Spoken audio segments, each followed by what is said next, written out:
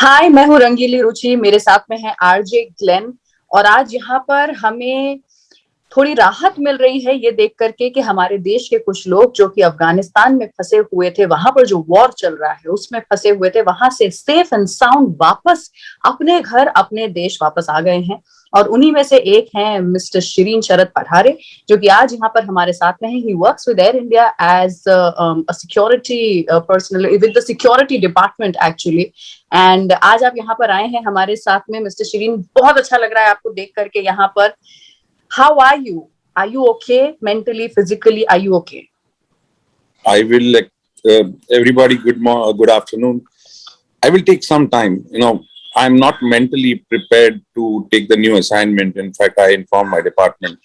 Uh, I was a station security head of Kabul, and the trauma, which the sudden takeover and the sudden fall of a huge capital in front of your eyes, and history was making itself in front of me, but how far the history and history is going on, it makes a different setup.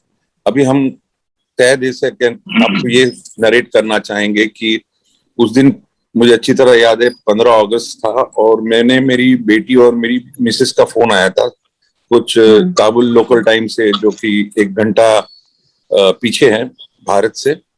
So they gave me a call and they said that Amila, I was supposed to go for a meeting. So I said, no issues. I said Tata, bye bye. And they wished me that we are going down for flag hoisting. And I was like, good, go ahead. And I was supposed to go there. And everything was actually normal. I checked up where are the Taliban's progressing. So I was told that they are 11 kilometers away from Kabul. I was told that they have a modus operandi. उनका एक अलग ही तरफ का strategy रहता है. वो क्या कहते हैं कि एक ही सिटी को पहले घेर लेते हैं, कट ऑफ करते हैं सिटी को सब चीज से, no supplies. When the city is isolated और स्टार्व हो जाती है, तो then they surrender and then they enter inside, और फिर गोलियां चला के देन दे गो इनसाइड, और जो भी सिटी उनको मिलती है उसके ऊपर वो उनका झंडा लगा देते हैं. काबुल में ऐसा कोई होने की गुंजाइश नहीं थी, बिकॉज काबुल में अफगान एलिट कमांडोज का एक ग्रुप है जिसका नाम है NDS. NDS is a very well equipped and well trained by the Americans as well as the Indians. We have trained them, Americans have trained them, Russians have trained them. तो काबुल इतनी जल्दी surrender नहीं होगा. ये हमारे एक मेरे journalist थे जय देशमुख के, उन्होंने भी कहा था मुझे कि अठारे ऐसा कभी नहीं होगा कि like Kabul will fall, but in the weird thing Kabul में गो डाउन. तो हम लोग एकदम महफूज थे. हम लोग ऑफिस चले गए, एयरपोर्ट चले गए, एंड हमारी फ्लाइट बराबर टाइम पे आ गई. और उसी वक्त पाकिस्तान के पीआईए के 2 फ्लाइट आए थे. तो आई वाज वंडरिंग, पीआईए ने 2 फ्लाइट क्यों भेजे, और एक बड़ा फ्लाइट एक छोटा फ्लाइट. कतार ने बड़ा फ्लाइट भेजा है, मतलब आई डोंट नो. तो हम लोग हमारा यूजुअल चल रहे थे, और उस वक्त मेरे जो कलीग थे जो कमर्शियल के थे, उन्होंने कहा कि आज फ्लाइट पुट है पटारे, वी हैव टू लाइक. तो मैंने ग्राउंड हैंडलिंग एजेंसी हैक करके थी, उनके इंडियन ही एक चीफ है जय और गैविन डिसूजा, उनको मैंने कहा कि भाई साहब open more counters, we will have full load. तो हम लोग ने काउंटर्स खोल दिए, और 15 तारीख तो एक देखा तो कोई पैसेंजर आ ही नहीं रहे. पहले 11, 11:30 बजे, 12 बजे तक तो मेरे पास खाली 35 चेक इन थे. तो बोले यार ये क्या हो रहा है. तो उसमें में खबर ये आ रही थी कि तालिबान अंदर आया है, तालिबान अंदर आया है. तो मैंने कहा कि तालिबान अंदर आया है. फिर एक हमारे जो काउंटर स्टाफ थे, मतलब उन्होंने मुझे वीडियो बता दिया. वो वीडियो था शरणों का. शरणों is a place where we stay, and I said शरणों में आ गए. Then my slow check in is explainable. तो मैंने बोला कि चलो, मैं तो I was taking it lightly, क्योंकि मैंने कभी ऐसा कभी सोचा नहीं था, कभी देखा नहीं था ये बात. थोड़ा सा डर था, बट बिकॉज डर ये सुन के था कि उन्होंने क्या कर सकते हैं. तो ये सब करके जब हम लोग ने फ्लाइट क्लोज की तो इट वाज 129 पैसेंजर्स। मतलब कहाँ 160 पैसेंजर और कहाँ 129, बाकी खाली सीट जा रही है। तो हमने बोला खाली सीट जा रही है, चलो फ्लाइट क्लोज करें और भेज देते हैं। तो हमारा फ्लाइट आ गया 1:30 को बराबर, और देखा तो सारी फ्लाइट जहां थे जैसे थी वैसे ही खड़ी है। हमारी फ्लाइट आ गई, हम लोग ने लोड किया, कैप्टन ने क्लियरेंस मांगा और कैप्टन मुझे बोल रहा था कि पठारे बहुत खराब चल रहा है, आप लोग भी चलो। मैं बोला नहीं सर, हम लोग आएंगे, लेकिन जब तक हमको सिग्नल नहीं मिलता हम लोग सिग्नल को हम लोग ये नहीं कर सकते सर, आप लोग चले जाओ। अगर भगवान ने चाहा तो हम सब लोग महफूज आ जाएंगे, लेकिन ऐसा कुछ हुआ नहीं। फ्लाइट एयर इंडिया की 4 o'clock door close, 4:30 push back, और पुश बैक 4:30 को हो गया। तो मैं यही सोच रहा था कि मुझे वहां का एक अफगानी आके बोला, मतलब भारतीय लोगों का बहुत अच्छा है। मतलब क्यों, ऐसा क्यों बोल रहे हो भाई? बोलता तुम आए टाइम पे, गए टाइम पे।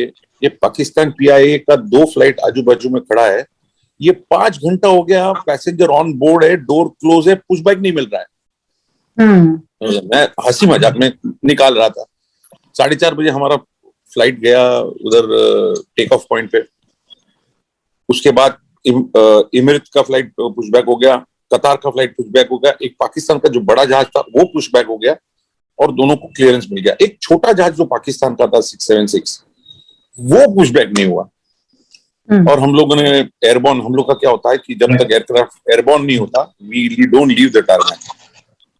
तब तक हम लोगों को कहा गया था कि आ रहे चलो जल्दी, चलो जल्दी निकलो।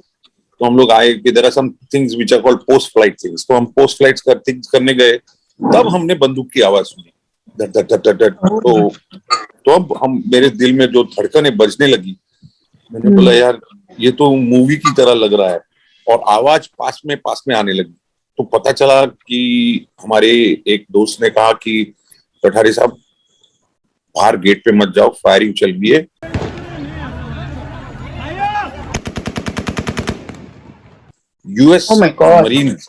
यूएस मरीन और तालिबान का फायरिंग चालू है, एंड उन लोगों को चांस ही नहीं था आप लोगों को बाहर जाने का। अगर मिलता है तो आप लोग निकलने की बात करो। हमारे पास एक अफगान ड्राइवर था और हमारी लोकल गाड़ी थी। तो हमने फोन करके पूछा उसको कि भाई साहब तुम कहाँ हो? बोलता है साहब सॉरी साहब हम नहीं आ सकते, आप अपने आप को संभाल लो, मैं नहीं आ सकता, आप टैक्सी से घर पे चले जाओ। He abandoned us, actually abandoned us. And then we were in a fix. But when we saw one of the Indian embassy officer, who was a protocol officer, he told us कि sir मैं जा रहा हूँ। मतलब I took appropriate permission from the authorities of Indian embassy, and Indian embassy said that you just come in that car. There is no other way. और बाकी माहौल डर का होता जा रहा था। हम लोगों ने सब कुछ बंद करके वहां से निकल गए। फिर भी फायरिंग इतनी जोर से हो रही थी कि हम लोगों को निकलना नामुमकिन था। जैसे ही हम लोग वहां से निकले तो फायरिंग इतनी जोर से बढ़ने लगी कि हम लोग ये बात पे अड़ बैठे कि बचे तो कैसे बचे। और जो टॉर्चर हम लोग ने देखा था, सुना था, you know, that was something which I was never ever thought कि ये टॉर्चर हम लोगों को कभी मूवी में देखा है, लेकिन ये असल में जो होने वाला है ये हमें कुछ नहीं मालूम था। और So what is your mindset? Sorry to cut you, sorry to interject here. What was your mindset जब आपने जैसे कहा कि इस वक्त की ये आप हमें फर्स्ट हैंड एक्सपीरियंस बता रहे हैं क्या क्या हुआ, कैसे हुआ। Now when you are there in that situation, एक बहुत ही अलग माइंडसेट होती है एक इंसान की, आप लाइव उसको देख रहे हो वहां पे। What are the things that can you describe what you saw and what were you going through at that moment? You know, I had something which I can never forget in my life, is that when I went to the place where I was staying, the guys told me, sir, आप लोग pack करके निकल जाओ। मैं बोला जाऊं कहाँ? नहीं, आप पैक करके निकल जाओ, 8 बजे तालिबान आने वाले हैं और वो हर घर चेक करेंगे। और हम लोग चेक करेंगे फॉर व्हाट? या चेक करेंगे for different people those who are staying. अगर हम लोग मिल गए, if it is you know, if it, पता नहीं अगर क्या करेंगे किसको मालूम। डर तो बैठा था। एम्बेसी ने कहा कि आप लोग अंदर ग्रीन जोन में आ जाओ किसी भी हालत में। मैं बोला हम लोग आ जाएंगे, गाड़ी तो बेचारों ने दी मुझे। हम लोग के पास जो कुछ सामान था, उन्होंने मेरे को 10 मिनट दिए, 10 मिनट के अंदर जो कुछ सामान डाल सके, बाकी का सारा सामान छोड़ दिया, because I know that I can't carry the full baggages. सब सामान छोड़ दिया हम लोगों ने, जो एसेंशियल था वो लेके हम लोग निकले। और निकले जैसे ही ग्रीन जोन में आ गए, हमारा इंटरेक्शन हो गया तालिबान से। There is a group called Haqqani group, those associates of Taliban. उन्होंने गाड़ियां डाली। जब गाड़ियां डाली तो my heart started pumping blood, I don't know litres और what, gallons. And there were three of the guys. One was the driver, and two of them were the photographer and journalists who were very close associates of us, who were taking us there. So they said, "Pathare sir, you will not open your mouth. Come what may. The day you open your mouth, I will be not responsible for anything." And all three were talking. One guy was from Jalalabad, one guy was from Mazar-e-Sharif, and one guy was the local Kabul guy. And they know, भाषा जैसे बदलती है, वैसे उन लोगों को भाषा मालूम थी। तो इन तीनों ने इंटरेक्शन उन तालिबान लोगों से किया, लेकिन उस वक्त believe me, I was just thinking that एक बुलेट में मौत आ जाए तो अच्छी बात है।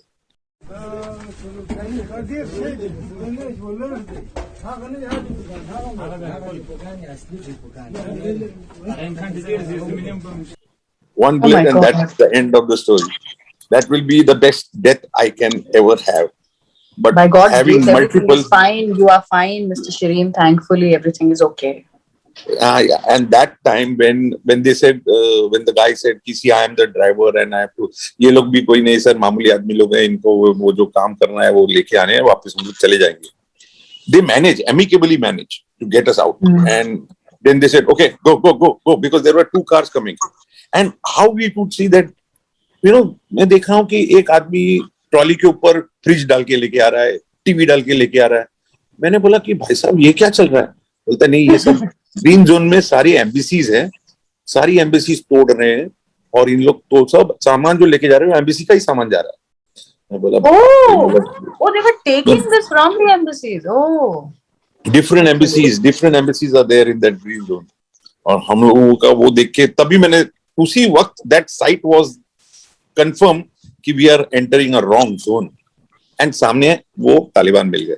उसके बाद वो जो कहानी मैंने आपको बताई, उसके बाद उन्होंने जब हमको 10 मिनट के बाद जब छोड़ा, तब मैं वहां से निकला और कुछ नहीं बात किया। जब हम लोग अंदर गए, तब मैंने उसको पूछा कि भाई साहब क्या?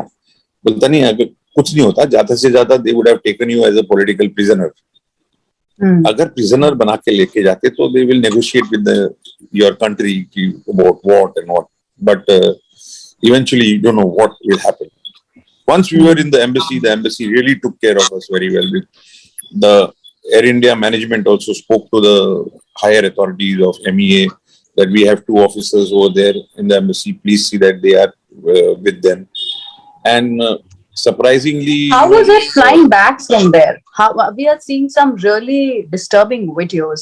और सच में देखकर कैसा लग रहा है कि इंसान की जिंदगी इस कदर ऐसी हो जाएगी, कभी हमने सोचा भी नहीं था, वो भी इस जमाने में 2021 में इस तरह से लोग अपनी जिंदगी के लिए दौड़ रहे हैं, भाग रहे हैं, कूद रहे हैं। I saw some really heart-wrenching videos of 2 boys falling from the sky वो plane में से, it was terrible. आप बताइए, how was it coming back? किस तरह से आए आप वापस? When we on the 15th night when we came in, 15th night was a horrible night where we were told that there are 20,000 people on the tarmac of the airport, and it was chaos and confusion, and the full airport को तहस नहस किया गया है। In fact the check in counter के ऊपर के TV है जो स्क्रीन रहते हैं वो भी लेके चले गए। No, this was not something to do by Taliban, but it was something to do by the crowd, because the crowd was frustrated. They thought that they will get, and they were going and sitting in the aircraft. आपको तो मालूम है, all videos are floating around, how they were trying to go inside the aircraft and all. So the 15th night was a sleepless night. We did not sleep. No clothes, 1 handbag, 1 laptop bag. That's it. Next day morning, it was all thinking process going on. Who is going to do? How we were going to go? Who is going to escort? The outside was actually, you can call, a capital hell.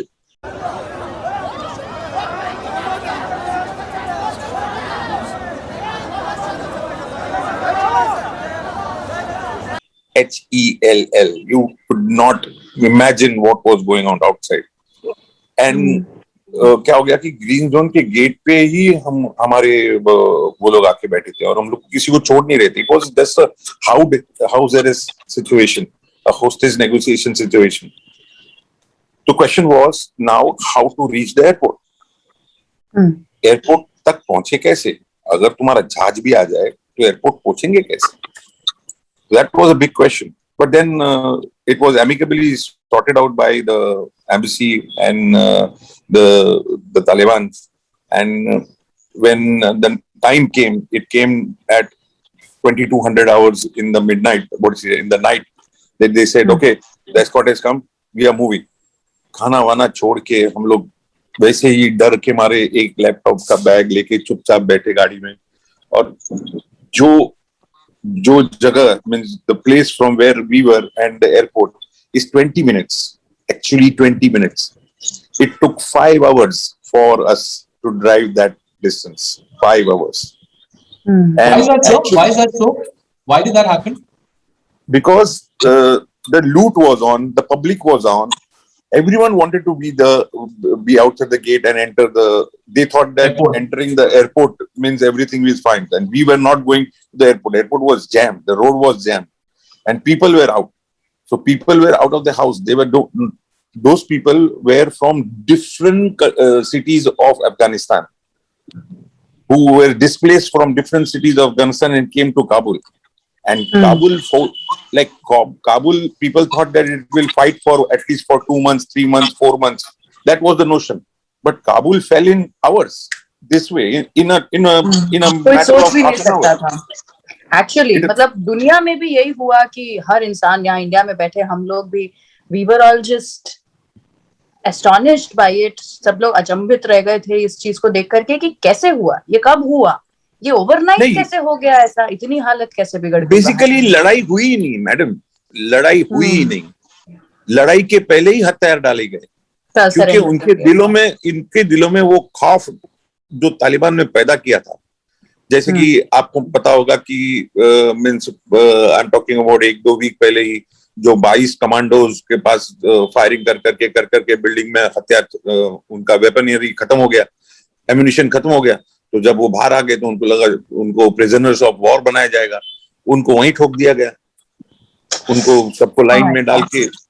तो it was like so that mindset, जो सोच थी ना, that सोच से आदमी डर गया और हथियार डालते गए. अभी इसमें weather it is a political gimmick or whether it is a mental gimmick of the fear factor or something like that made everything to collapse, because they were on rampage the way they were coming inside, and they showed that terror we can go to any extent.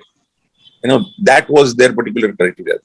And because of that, when the Indian contingent, when we went outside, there was a lot of chaos, but the guys, those who were protecting us, they said, okay, fine, you will have a safe passage.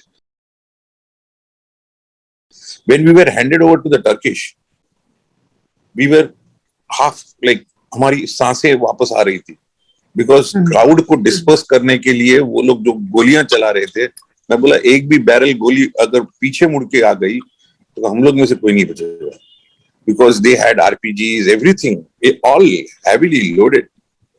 But then when they were going, people were trying to come in between, and that's why the carpet was slowing down.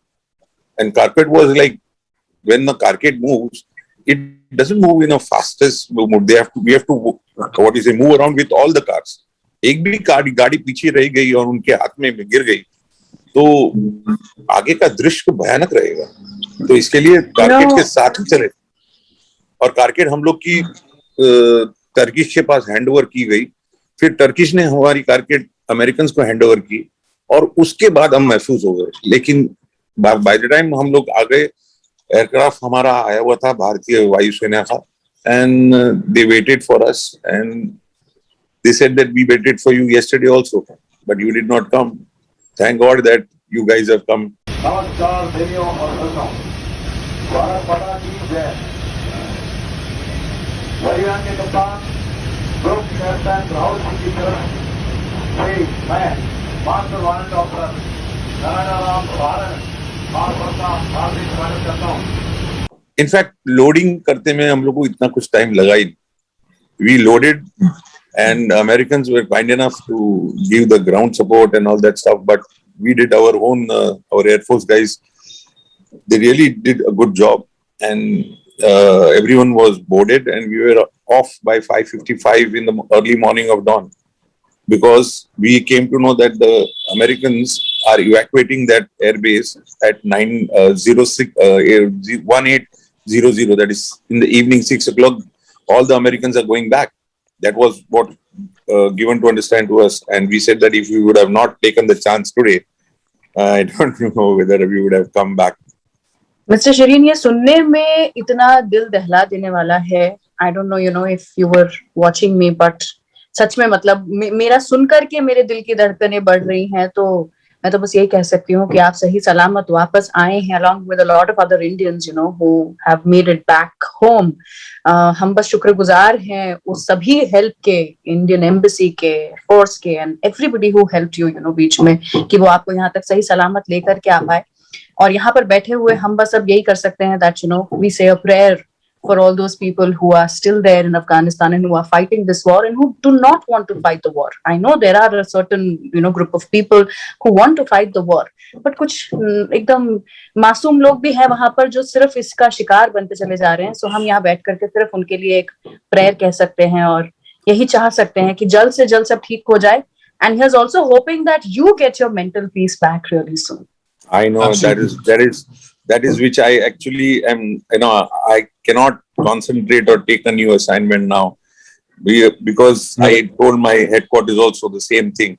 I wish, but I would like to, इस माध्यम से मैं सारे भारतीयों को ये कहना चाहूंगा कि don't worry, Indian embassy and the Indian government and is trying to figure out how to get those people over there.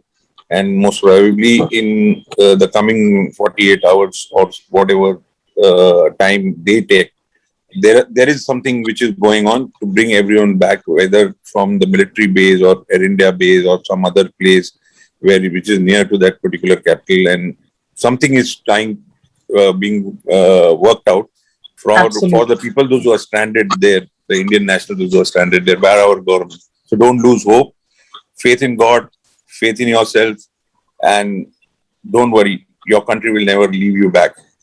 Absolutely. So, I'd just like to say that, we've learned this as children: violence begets violence, and eye for an eye will make the world blind. But I think with love, empathy, and also with this hope that you spoke about, to all the Indians, to everybody who's waiting to go back to their own motherlands and who are in a situation that is stuck, the only thing that we can do is collectively as a nation, as a world, pray and wish that things get back to normal soon and they get back to their homeland soon, and things just start easing out slowly and steadily. Hope is what we hang on to, and hope is what will take us and help us cross the difficult path and the difficult pathway ahead, even in future. So thank you for your time. Thank you for inspiring many people. Glenn, I would like to say the last thing. I now, after so many years of 25 years, when I was a kid, when I was just a young guy, I had seen Wing Commander Rakesh Sharma, who went to the space station, and from there people asked him, how does India look? And he said one thing, ki sare jahan se acha Hindustan hamara. And I really believe it. The day I saw that land down from Jamnagar Air Force Base, when they said that the captain said that we are landing in few minutes, and I went to the window and saw that my country. I have goosebumps thinking about it. Thank you so much. हमसे बात करने के लिए, Shirin. Thank you, sir. Jai Hind.